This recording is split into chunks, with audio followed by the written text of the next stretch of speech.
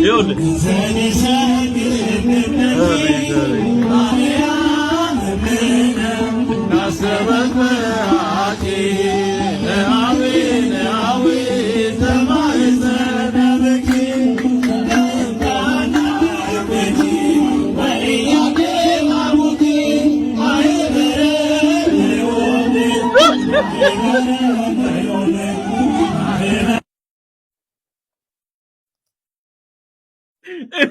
እኔ እኮ ማሲንቆ መስሎኛል። ብዙ ነገር ማሲንቆ መስሎኛል። ለካ ድምፁ እሱ ሲዘገዝገው ስጋውን ሲገዘግዘው ነው ድምፅ የሚወጣው። በማሲንቆ አምሳል ይህንን ጥሬ ስጋ መድረክ ላይ ቁጭ ብሎ ይለሸልሸዋል። በቃ እነዚህ ሆዳሞች ናቸው። አሁን ወንጌል ሲሰበክ እሪ እንዴት ኦርቶዶክስ የሚል በማስረጃ ነው የማቀርብልህ። ሃይማኖት መነገጃ ሆናለች። ቢኒያም የተመለሰ የጴንጤው አላዋጣው። ጴንጤ ቋጥሯል። ጴንጤ ቋጣሪ ነው፣ አይሰጥም። ያያዘ ልደታ የሚባል አጭበርባሪ አይታችሁታል? ኮፍያ አርጉ። እንዲሁ ምን አይነት ሳቢያ ነው በእናትህ? ይኸው እንደዚህ ውሸት እኮ ነው። ያችኛው ፓስተር ቢኒያም ሆዱ ይሄን አክሏል። ወርጭ መሮጥ አለበት። ቢኒያም መሮጥ አለበት። መጀመሪያ ሃይማኖት ከመቀየር ሆድን ቀይር። ቢኒያም ሆድን ቀይር። መጀመሪያ ሩት ወርጭን አጥፋ። ያንተ ወደ ኦርቶዶክስ መጣስ ምን ያደርግልናል? ያ ሁሉ ሌባ ነው የምላቸው። አሁን ይሄን ላመጣው የፈለኩ አንድ ፓስተር ወደ ኦርቶዶክስ መጣ ብሎ የሚዘምር ደንቆሮ ተከታይ እያየን ነው። ምእመኑ የሚነካው የማይነካው አለ። ሁሉም ስለዚህ ሁሉ በአግባብና በስርዓት ነው ማለት። አርፋችሁ ተማሩ። ካሁን በኋላ አባ ይፍቱኝ የሚለው ብሎክ አድርግልኝ ብሎ ቀጥታ አባ ይፍቱኝ የሚል ካለ ብሎክ አድርግ። 20 ጊዜ አይነገራችሁ። በኋላ አንድ ላይ ትደረጋላችሁ።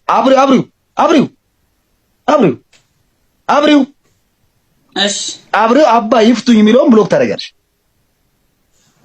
20 ጊዜ አይነገራችሁም። ጆሮአችሁ ያዳምጥ። አባ ገብቷል አንድ ላይ ትባላላችሁ። ስትባሉ ስሙና የአይምሮ ዘገምተኛ ናችሁ እንዴ? 20 ጊዜ የሚነገራችሁ።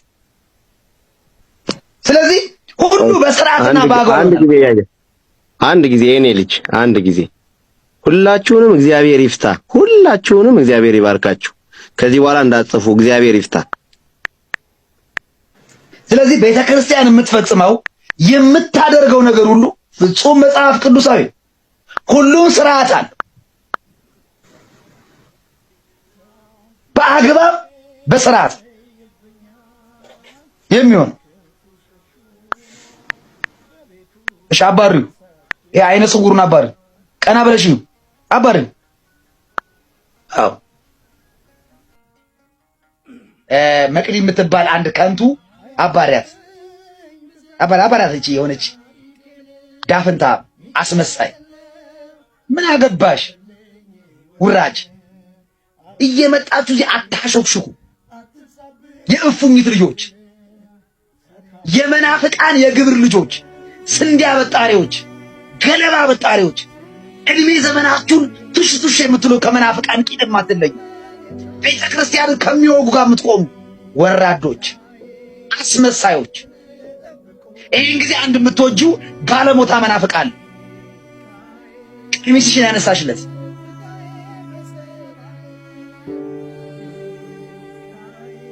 እየሄዳችሁ ትልከሰከሱና መጣችሁ እዚህ ጥያቄ ታበዛላችሁ። እየተርመጠመጣችሁ ከመናፍቃን ጓሮ እንጫውን የምትሳደቢ ሰው አይደለሽ። እኔ የምሳደብ ሰው ነኝ ምናምን ጋለሞታ። እንዲህ አይነት ሰዎች ናቸው ቤተክርስቲያን የሚያስጠሉ አስመሳዮች።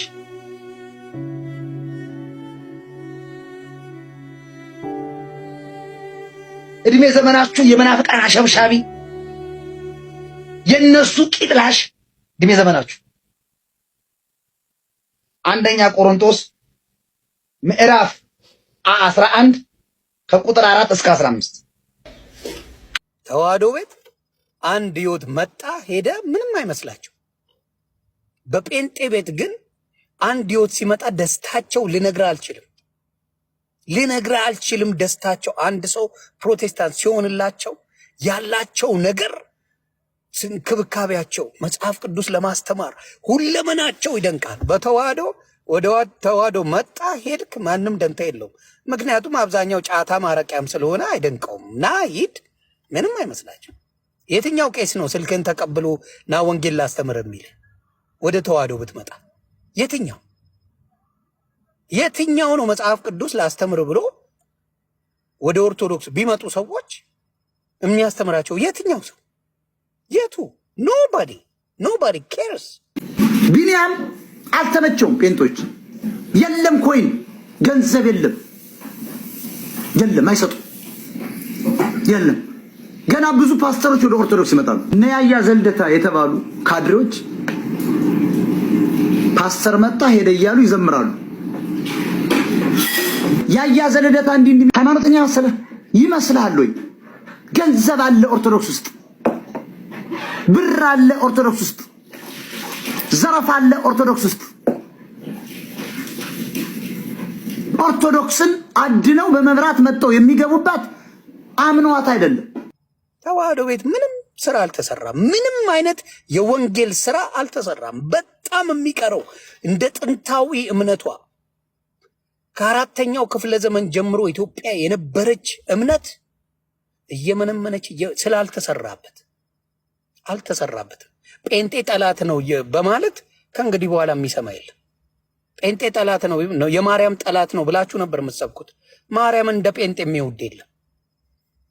ፈጣሪ ምስክሬ፣ ማርያምን እንደ ጴንጤ የሚወድ የለም። ማርያምን የማይወድ ቅድስት ድንግል ማርያምን የማይወድ ጴንጤ አይደለም፣ የለም።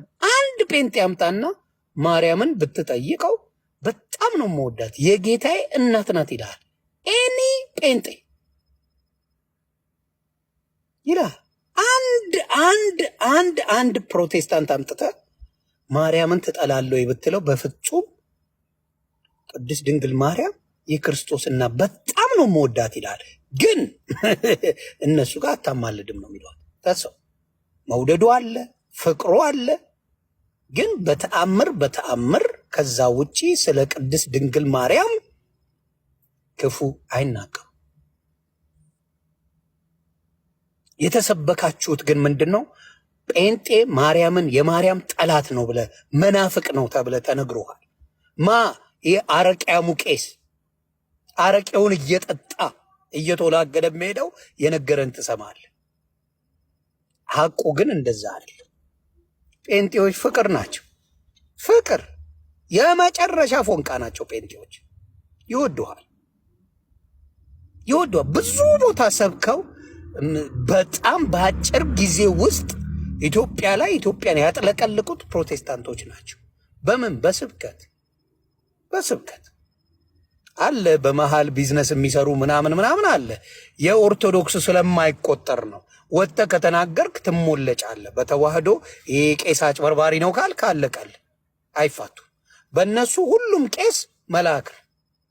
ወሮ በላ ቄስ የሀገር አለኩ ግን መልአክ ነው። በጴንጤ ግን መጥፎ የሚሰሩትን ያጋልጣሉ፣ አውጥተው ይናገራሉ። እነ ኤርሚያስ ዝም አይልም። እነ ማን ናቸው? እነ አቤል አቡና፣ ሌሎችም እነ አማን፣ እነ ሃኔር፣ ሌሎችም ወንድምናቶች ዝም አይሉ። ኧረ አይሰሙም። ሌቦች ናቸው እንዳትከተሏቸው ያጭበረብራሉ ብለው ይናገራሉ። እኛ ቤትም ይናገራል። አጭበርባሪዎቹ ምረታብ እዚህ ጋር ተሳስተሃል፣ እዚህ ጋር መልካም ነው ያረከው ካልከው ኮረንቲ ነው የሚያዘው። የኦርቶዶክስ ጠላት ነው የምትባለው። ዘበነ ስለ ዶሮ ብልት መጽሐፍ ይዞልህ ሲመጣ እውነቱን ነው የምትለው። የዶሮ ሚስጥር ብሎ ይዞ ሲመጣ ስለ አንድ ዶሮ ታሪክ አላት ብሎ ሊሰብክ ሲመጣ መጽሐፍ ይዞ እውነት ነው ትላለህ። እውነት ነው እንዴ ትናገራቸው፣ እሳቸውማ ልዩ ናቸው ትላለህ። አየህ፣ ቆም ብሎ ማሰብ። ወንጌል ማን ነው? ወንጌል ክርስቶስ ነው። ሌላ ወንጌል የለም።